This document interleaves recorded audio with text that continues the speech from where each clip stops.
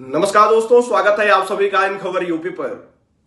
2024 का लोकसभा चुनाव अब दिलचस्प होते जा रहा है। पहले चरण के मतदान की तारीख भी अब निकट आ गई है और जो उत्तर प्रदेश से लेकर देश के कोने कोने से एक खबर सामने आ रही है और ये खबर ऐसी है, जैसे ही कोई चुनाव आता है ना, तो ऐसी एक खबर हमेशा फैलने लगती है कि फलाने जात के लोग इस पार्टी से नाराज हैं तो फलाने जात की नाराजगी यहां दिख रही है। यही हो रहा है उत्तर प्रदेश में भी। उत्तर प्रदेश में जो खबर चल रही है कि राजपूत समाज यानी कि जो है बीजेपी से नाराज है और पश्चिमी उत्तर प्रदेश से कई तस्वीरें भी ऐसी आई जिससे लोगों को ये लगने लगा कि राजपूत समाज बीजेपी से नाराज है। दरअसल देवबंद में जिस तरीके से राघव लखनपाल का वोट मांगने में मुश्किल होना हो या फिर जिस तरीके से बीते दिनों क्षत्रिय स्वाभिमान महाकुंभ का आयोजन हो, जहां पे कस्में वादे दिए गए कि बीजेपी को वोट नहीं करना है, भगवान राम की कसम भी दी गई।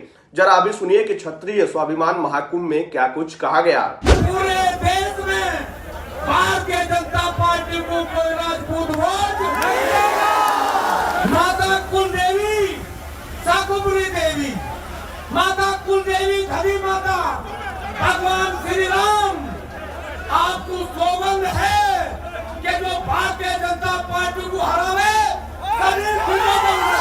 सुना आपने कि क्षत्रिय स्वाभिमान महाकुंभ में क्या कुछ कहा गया और किस तरीके से बीजेपी को लेकर नाराजगी दिखाई गई और भगवान राम की कसम भी दिए गए कि बीजेपी को वोट नहीं करना है।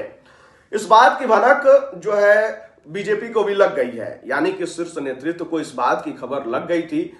ऐसा इसलिए मैं कह रहा हूं क्योंकि राजनाथ सिंह की सहारनपुर में रैली थी और उसी दौरान जो है राजनाथ सिंह ने इन बातों का जिक्र भी कर दिया और उन्होंने कहा कि जब एक चुनाव आता है, चाहे कोई चुनाव हो, उन्होंने 2022 का विधानसभा चुनाव का भी जिक्र किया, तो उससे पहले एक खबर चला दी गई कि जो है ब्राह्मण समाज नाराज है और इसके पीछे उन्होंने कांग्रेस सपा का हाथ भी बताया। जरा अभी सुनिए कि राजनाथ सिंह ने क्या कहा है। जहां तक समाजवादी पार्टी और कांग्रेस का प्रश्न है, मुझे याद है कि 2017 का जब विधानसभा का चुनाव चल रहा था तो समाजवादी पार्टी ने और कांग्रेस ने दोनों ने एक नैरेटिव चलाया था कि भाजपा से उत्तर प्रदेश के पिछड़े नाराज हैं।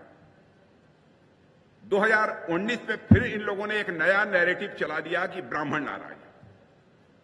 फिर 2022 में एक नैरेटिव चला दिया कि जाट नाराज है। फिर 2024 में नैरेटिव चला दिया कि राजपूत नाराज है।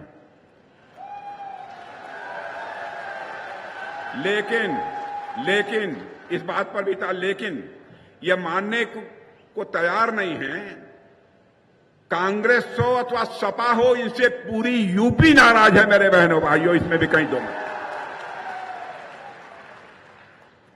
और यदि कोई किसी की नाराजगी होगी, मैं जानता हूं नाराजगी का समाधान हम लोग निकालेंगे। ये सपा कांग्रेस नहीं निकाल सकते, उसका समाधान भी कोई निकाल सकता है तो केवल भाजपा ही निकाल सकती है।